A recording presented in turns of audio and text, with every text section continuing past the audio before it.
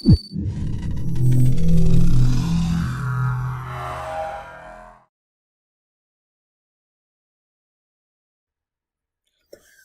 going on? It's CATO with the Wrestling Replay here for your AEW Dynamite Replay of the Week.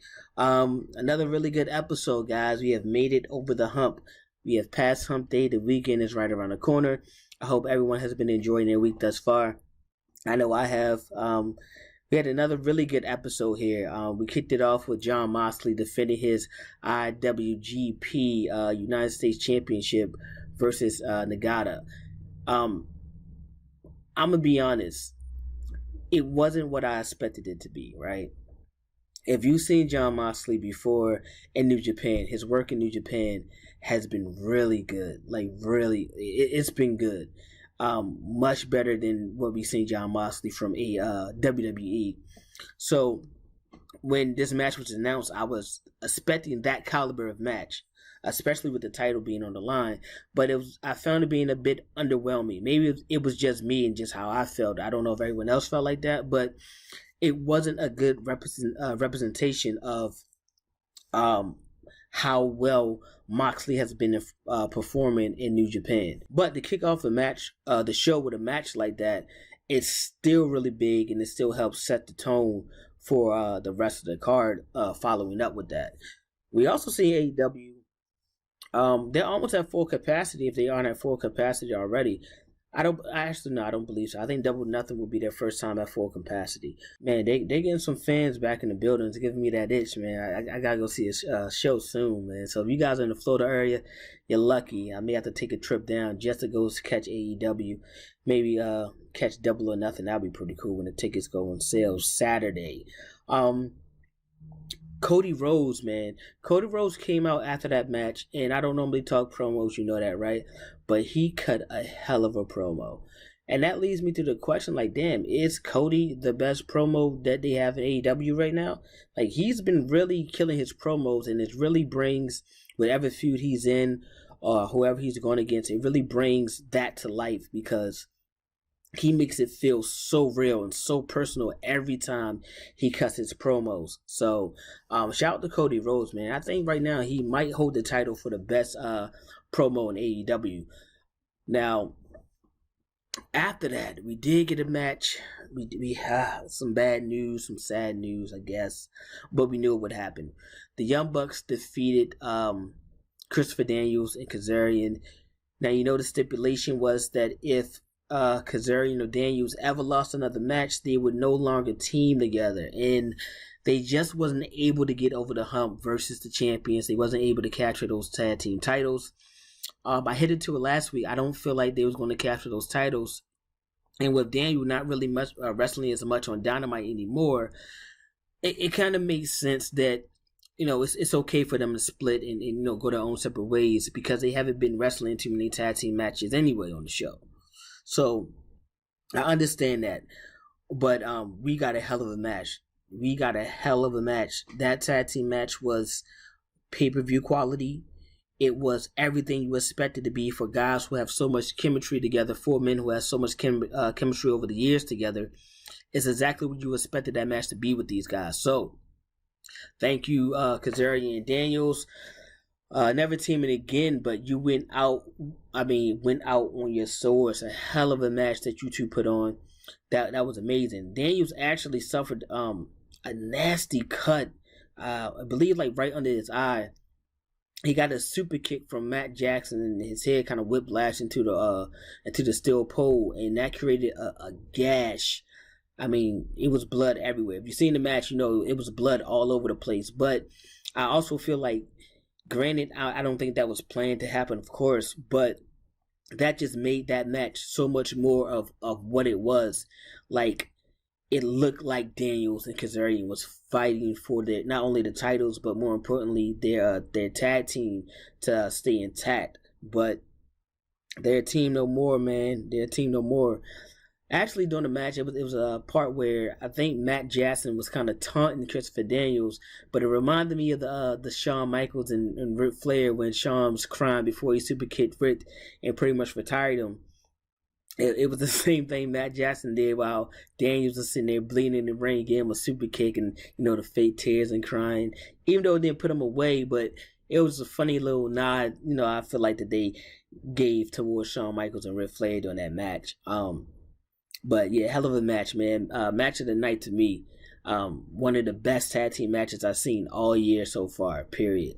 Next we had Pac and Orange Cassidy to follow that match up. Now, this was another interesting situation because this match actually went to a no decision, pretty much went to a draw. Kenny Omega came out and he attacked both Pac and Orange Cassidy. Now, if you watch that match, Orange Cassidy took a nasty kick from Pac, man. I don't know if he was knocked out completely or if he was concussed, but he definitely didn't have all his wits about him. Not only did he take that super kick, right after that, he took it was a power bomb or maybe a tiger bomb. I can't remember exactly what the move was, but he took one of those from Pac, landed pretty much right on his head, and I think that was the indication to Pac that, all right, something is seriously wrong. You even seen Pac going to RB Edwards and telling her, like, hey, check him, make sure he's good a few times. Kind of just pandering to the crowd, trying to buy some time, getting him outside the ring. Trying to allow Orange Cassidy time to, regather himself, right? That was an unfortunate situation because that match was pretty good.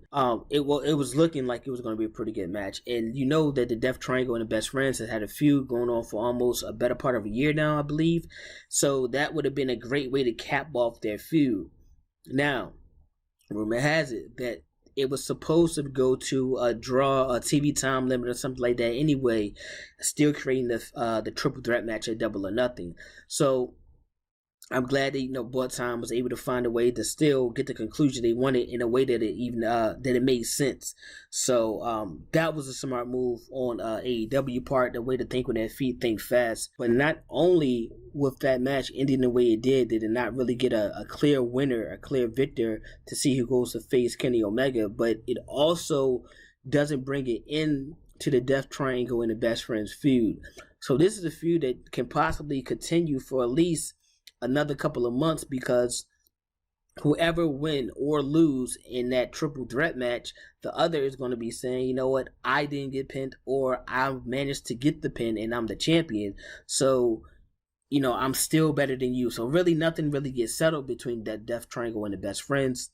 So that feud is definitely going to continue, which is one of the feuds I like as well, along with that Nightmare Family and the Factory feud. That's another feud I really like. After that match, we got to see the number 2 ranked Thunder Rosa take on Jazmin Allure. Now, this is the first time I believe Jazmin has been on AEW Dynamite, but she was absolutely dominated by Thunder Rosa. It looked like she stood no chance at all, but that's the type of performance that Thunder Rosa need if she want to get back her NWA title, if she want to get back in that AEW title scene, depending on the winner between Britt Baker and Shida at Double or Nothing. She has one of those two in her scopes. So, yes, you need a dominant win like that. Sorry, Jazmin, it had to be you, but it had to be somebody, man. Now, main event, let's get right to it. The main event that I've been going back and forth with people all day. People think it was wrong, it was horrible, it was bad, but it is what it is. I agree with the way the match went. I thought it was perfect. That's exactly how it should have been drawn up. Only thing I disagree with was the actual competitors. All right. So in our main event, we got Miro versus Darby Allin for his TNT Championship. Now, we know that Darby Allin has been defending that title week in and week out against anyone who wanted to step up and wanted a chance, all right? So this week, it was Miro's turn.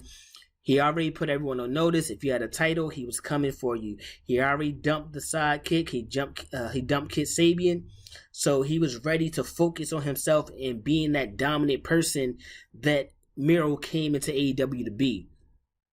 Now, we've seen a bit of this. Now, if you remember that arcade brawl between the Best Friends and Kip Sabian and Miro, where we seen Trent return, at one point in that match, it was Miro versus all 3 of the Best Friends by himself, and he was actually holding his own against 3 of some of the better competitors, one of the better tag teams in Orange Cassidy, who is, ranked number 2 right now in the AEW title scene?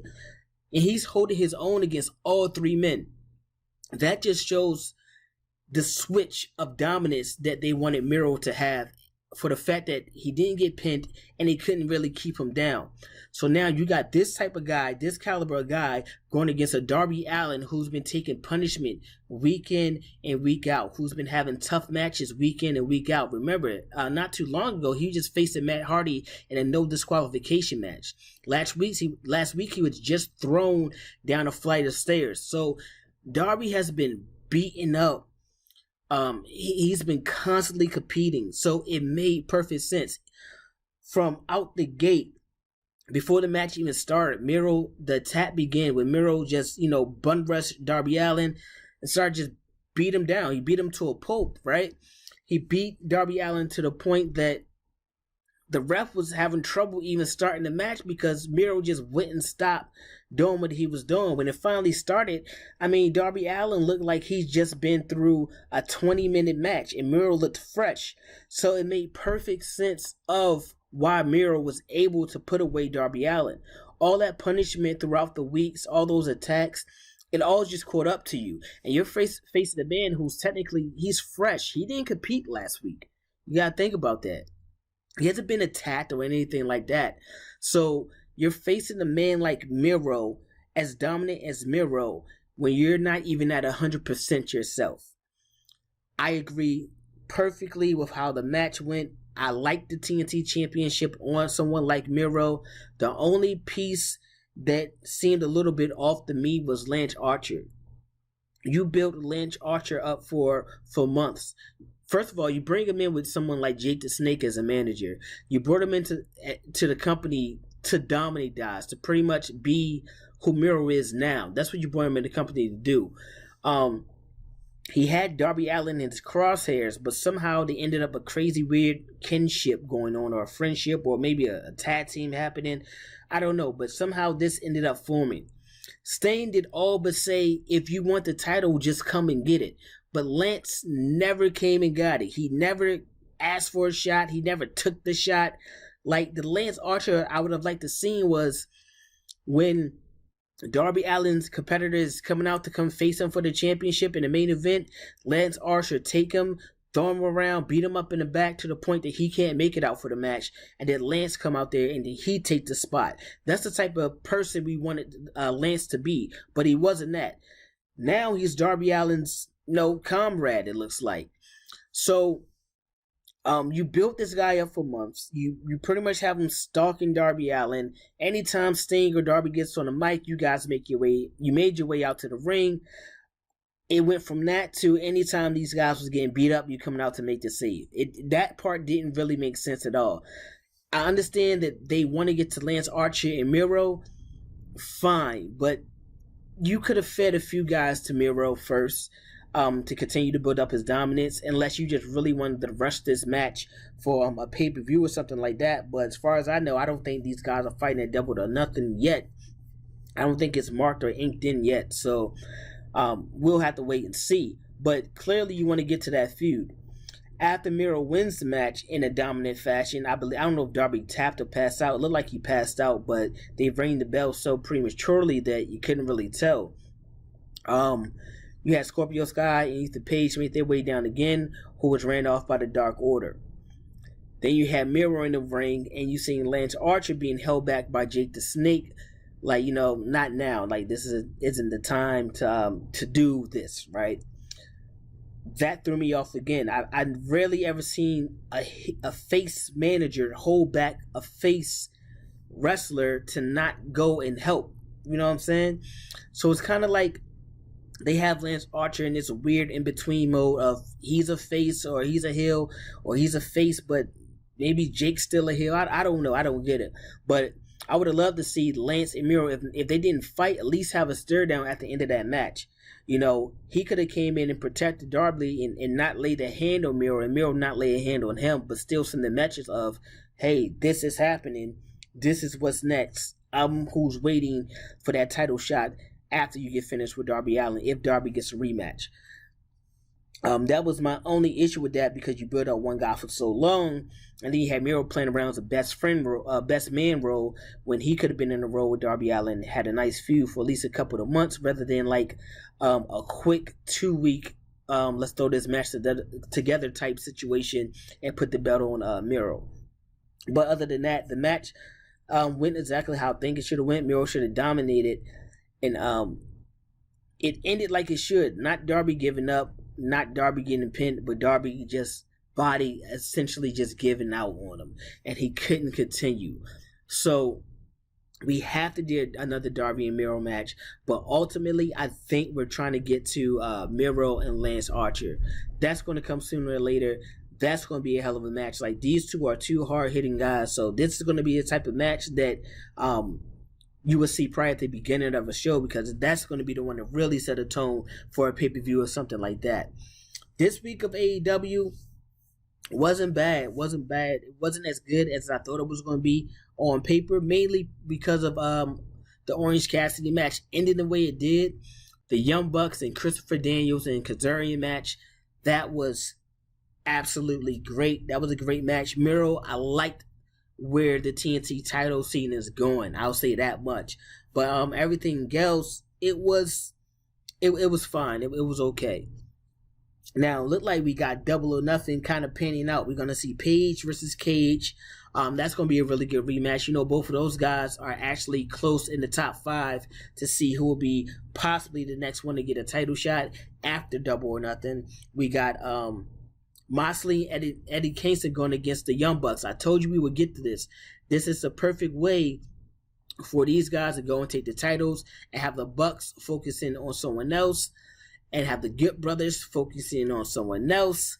Kenny Omega will finally get a one-on-one match, and it'll be with probably Christian Cage or Heyman Page. I think he'll put away Brian Cage this time, and now be one of the guys who take that belt off of Kenny Omega, for the fact that he will not have the Elite around to help him, because they'll be preoccupied with other things going on. We also get Kenny Omega in a 3-way match, a triple threat match. We already talked about that. Britt Baker and Sheeta, Cody Rhodes versus Anthony Ogogo, another Factory versus the Nightmare Family. This is a feud I see that's going to be lasting for a while. I thought the feud would end with Cody Rhodes and QT Marshall, but that seemed to only be like the beginning. So this is probably going to end in like a crazy War Games, a crazy brawl, or whatever type of matchup between two really good factions. So I can't wait for that to happen. And speaking of two good factions, we're going to have the Inner Circle and the Pinnacle again in the Stadium Stampede match this time.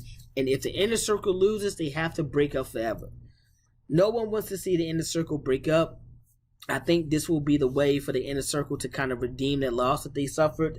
And I don't know what's going to happen after that, but I don't see the Inner Circle breaking up, man, unless Jericho's ready to take a back seat and, you know, kind of just kick his feet up for a little bit. He's done a great job of helping put this company on his back when it first started, and then Moxley came and Cody. I mean, they've been doing a great job of carrying in this company. So this may be the time that Chris Jericho, you know, take a back seat and kick his feet up. We'll have to see, but Double or Nothing will tell us all we need to know about that. Now, that was your AEW Dynamite Replay of the Week.